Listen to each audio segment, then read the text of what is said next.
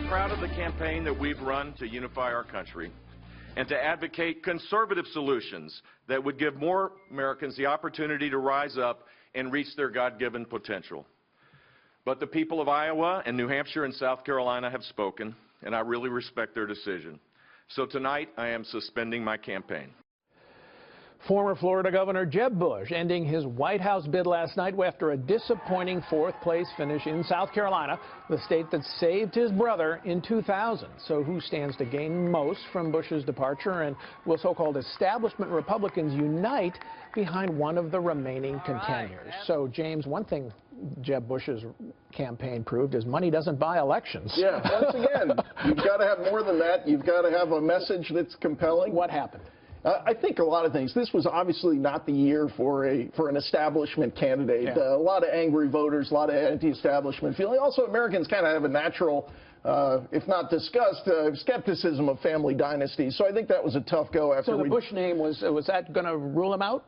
Well, I think what he had to do was communicate, and that was, I think, the biggest problem. We saw it in the debates. He had a basic problem getting his message out. He always seemed smaller after his tangles with Donald Trump, so I think Donald Trump hurt him in a big way. And he also, I think, having been out of the game for a while, had not been Florida's governor for about a decade, although he did well there, he just seemed not at the top of his game. All right, we're not going to join the Kick 'em While They're Down coalition beyond that, no, but where do Jeb Bush's voters go, Dorothy? Rubio, Cruz, Kasich, someone else? It's hard to determine, but I would think they would go to Marco Rubio. Why? Because the tenor of Bush's departure told you that he knew that this was something he had to do, and indeed maybe to save the country from Donald Trump. He wanted to get out because he wants those people to coalesce, yes, everybody else to coalesce around him. And he did very well. It was his night as a vivid presence, and that's for sure.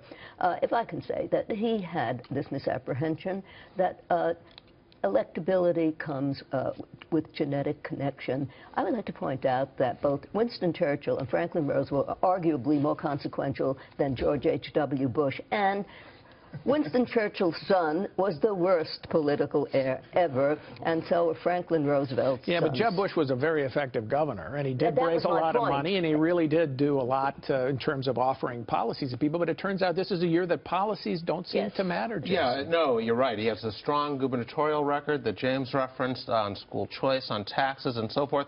It didn't seem to do him much good. Do his vote go to Rubio? I think that most of his votes do go to Rubio. I think also the party leadership is probably happy that he decided to do it this early, and they're hoping other people bringing up the rear in the race right now will follow his lead and do the same, because so long as the size of the Republican field stays as big as it is, Donald Trump, I think that helps him the most. Speaking of that point, Dan, John Kasich, he's going to stay in until his campaign is saying, at least until March 8th and the primary in Michigan, maybe to the 15th and the primary in Ohio. But is there going to be pressure on him to get out? I think there is going to be pressure on Kasich to get out, Paul. I mean, in his speech that the other night, Jeb Bush said that ideas and policy still matter, and that's true. But at this point, as you just suggested, they do not matter much for one-third of the Republican electorate. The people for whom they do matter are voting for either Ted Cruz or Marco Rubio. It's a little difficult to see how John Kasich, going into the Super Tuesday primaries, gains the percentages that Cruz and Rubio have been doing. So I think ultimately his votes end up with them if he gets out. All right, Ben Carson, we should mention him. He's still in. He's still running. Is there a rationale for him to keep running? Hard to see the rationale, but in general, for all of these guys, I don't think there's really compelling an argument to get out, because if you're thinking that, in my view, if you're thinking Trump is not going to be the guy, and the American people are saying in polls he's not going to be the guy, then you're thinking of who's the alternative. Well, as we've said, it's not clear where Rubio wins. Cruz struggling to find a way to beat Trump in some of these states. So there's not, to me, there's not an obvious person to hand the opportunity. If you have a multiple candidate field and Donald Trump can continue to rack up 35%, 34% and finish first, especially as winner-take-all primaries come on, then he's going to rack up primaries and win the nomination. Okay, the next group are not winner take all. Not winner take all. He still is a long way from locking them up. So I think what you're seeing is a natural, healthy process. They've got this rough and tumble primary. Christie, Fiorina, et cetera, are out. Now Bush is out. You lose a few more as the weeks go by, and I think Trump is still a long way from clinching it. I'm not sure about that, Paul. Yeah, okay. I'm not sure either, Dan.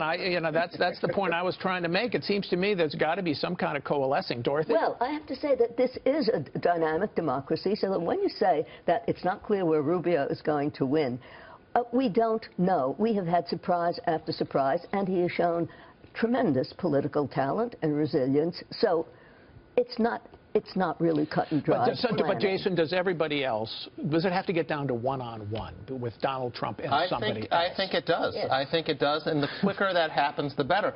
The Republicans do not want a general election candidate that's been beat up, that's been bloody going in against, because the chances are that Hillary is going to be sitting back and watching this happen for a long time, because she's going to put away Bernie Sanders sooner rather than later. And you agree with that, I assume, Dan, that it's got to get down to one-on-one, or at least a three-man race for 3 weeks, and then down to one-on-one. No, I agree with I agree with Jason. I think it has to get down to one-on-one. I think the real pressure is just going to push past John Kasich and start to come to bear on Ted Cruz, because there's no path evident to him getting ahead of Donald Trump. And I think after the Super Tuesday primaries, Cruz is going to be the one who's going to be leaned on to get out and make it a two-man race between Rubio and Trump.